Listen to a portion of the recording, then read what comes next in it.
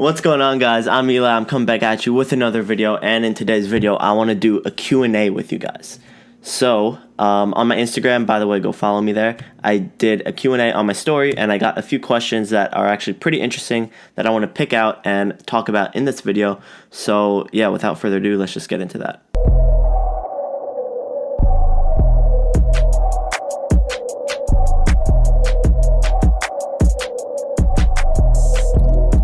Alright guys, so I have my Instagram pulled up right here. I'm just going to go through all the questions. I have only a few that I actually want to talk about in the video that I think are going to be valuable to you guys. So let's just get right into it. The first one is from Mark Ox C. I'm going to put a screenshot of the question so you guys can reference it. How to not get banned by Stripe if you're dropshipping. So this is a question that a lot of people ask. I'm sure there's a ton of other content about it. And it's a really important topic. You guys want to make sure that you're able, to actually not get banned by your payment provider so that you can continue selling online, right? So pretty much, if you guys don't know, what a payment provider is when you put your credit card into a website, basically the payment provider is the person or the company who actually processes the payment and is able to, take the payment from their card and put it onto their system and then transfer it to your bank account. That's what a payment provider does. And also for that service you pay a little fee, right? So you pay like 2.9% usually. That's what it is with Shopify payments, I think with Stripe as well. But yeah guys, so that's what a payment provider is. All right, so obviously it's important that you don't want to get banned from a payment provider, because then you can't be receiving payments anymore, right? So one payment provider, sorry if it's talking quick. First one is Shopify Payments. That's powered by Stripe. Second one that a lot of people use is PayPal. And then obviously the third one is just purely Stripe. So it's not even Shopify Payments. When you create a Shopify store, your default is Shopify Payments. And then I personally like to use Stripe instead of Shopify Payments because I have more control over it. Also, I have a couple accounts that I like to use with a few LLCs that, already have a good reputation, and, they kind of have, they trust me, and I ran a lot of money through there. So I just like to use those accounts rather than new Shopify Payments accounts, okay? So yeah, if you have an LLC, try to just use one account. Don't keep bouncing across Stripe accounts. That's one, because what it's going to do is it's going to help you build trust in the long term over your account, right? So you're going to have one account that maybe ran like $100,000 through it, let's say in a few months or a year or whatever, or a couple years. And that's going to be better than having like a new account every other month that runs only like 10,000 on it each time. You know what I mean? So definitely try to keep one account and try to keep it for a long period of time. It's going to help you build trust. The second way is to obviously decrease your chargeback percentage, right? So you want to have as least chargebacks as possible on your payment provider. You want to literally try to have, literally as less as you can is always better. So one way to get around this is to email your customers. So if you see that someone opened up a claim or whatever on your, through your store, you're going to want to like email them, right? Reach out to them and try to settle it on your own. And then whether you can refund them through your Shopify dashboard or anything like that, you want to try to refund them in any way that gets them satisfied and they cancel your claim, okay? That way you're going to have less chargebacks in your account, and it's going to seem like you're more trustworthy and are doing better for your customers, which you are at the end of the day, right? And yeah, and by the way, guys, whenever you get a claim and you lose a claim, which is a chargeback, you pretty much have to pay a $15 fee on top of it. So if you have a $20 chargeback for a $20 product, then you're going to have to pay $15 on top of that to, for Stripe's efforts in having to settle this claim, right? They spent time with people who actually have to, go through all the documentation and stuff to settle the claim. So that you have to pay a $15 fee for that, okay? So there's one more thing I want to go over very quickly. I know this has been kind of too long, but it's an important topic. The next thing I want to talk about is the 1% rule. 1% is the cutoff where, your payment provider is going to start to question whether or not you're doing good business, right? So they're going to start to like do audits on your account and start analyzing pretty much all your transactions, and that could be obviously devastating to your account, okay? So don't try to pass 1% on your chargebacks throughout all your purchases in like chargeback value, okay? if that makes sense. Hopefully that makes sense. You could do more research on that. All right, next question is from my boy Anthony Fazio 1.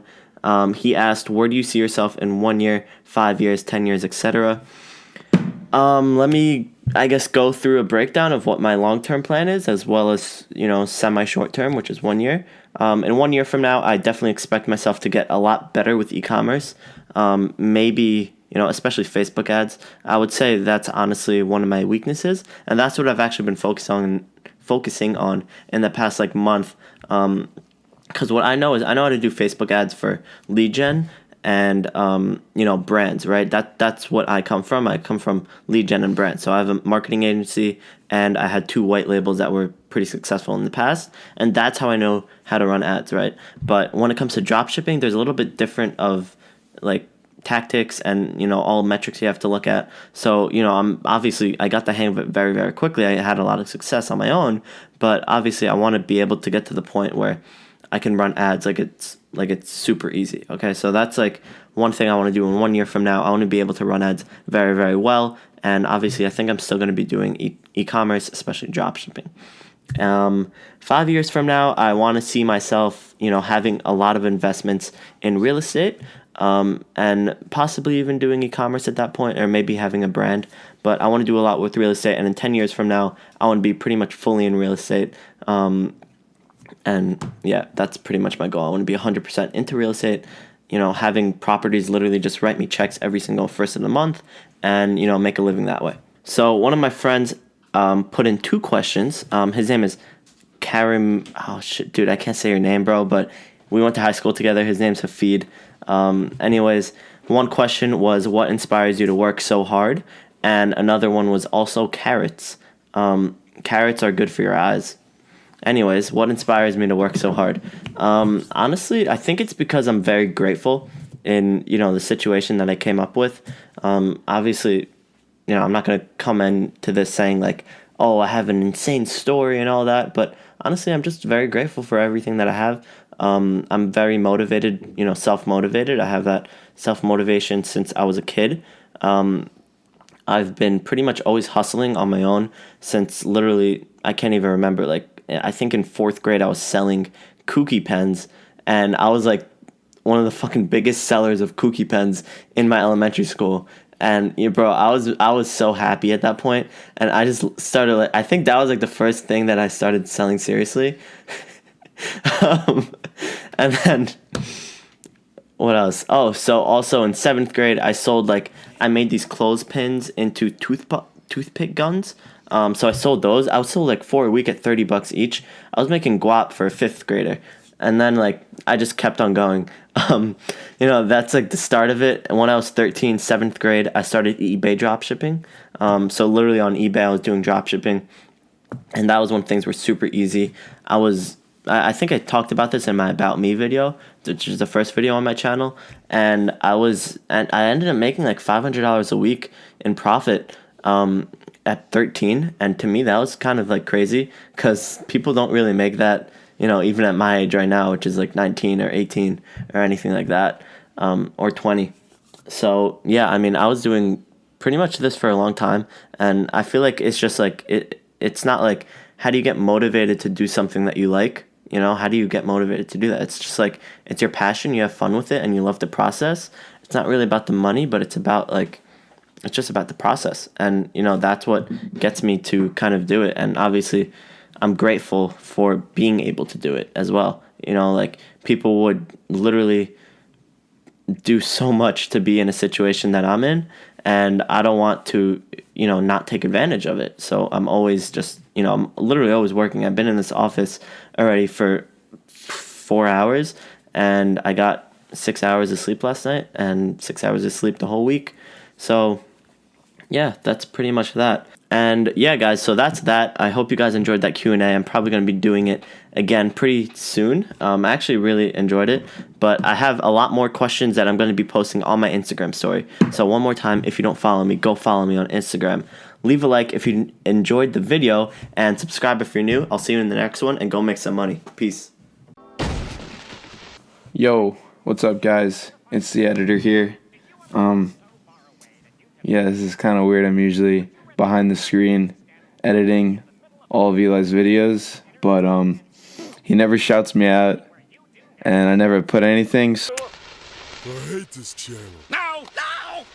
So if you want, you guys can go follow me on Instagram.